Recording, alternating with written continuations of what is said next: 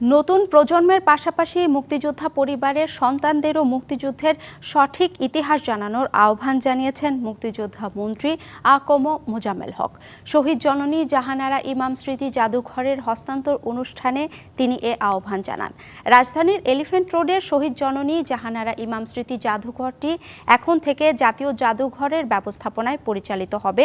শনিবার জাতীয় জাদুঘর মিলনায়তনে শহীদ জননীর ছেলে সাইফ ইমাম জামি আনুষ্ঠানিকভাবে এই জাদুঘরের চাবি তুলে দেন জাতীয় জাদুঘরের মহাপরিচালক মোহাম্মদ কামরুজ্জামানের হাতে। অনুষ্ঠানে মুক্তিযুদ্ধ মন্ত্রী বলেন, নতুন প্রজন্ম এখনও মুক্তিযুদ্ধের সঠিক ইতিহাস জানতে পারছে না, যা অত্যন্ত দুঃখজনক।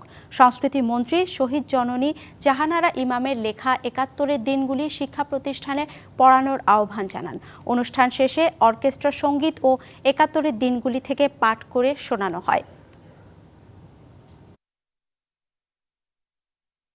নিজেরা খালি মুক্তিযুদ্ধের চেতনাকে ধারণ করলে হবে না, আমরা যেন আমাদের পরিবার পরিজন আপনজন সবাইকে নিজ নিজ উদ্যোগে মুক্তিযুদ্ধের চেতনায় তাদেরকে উজ্জীবিত করার জন্য দায়িত্ব পালন করতে পারি।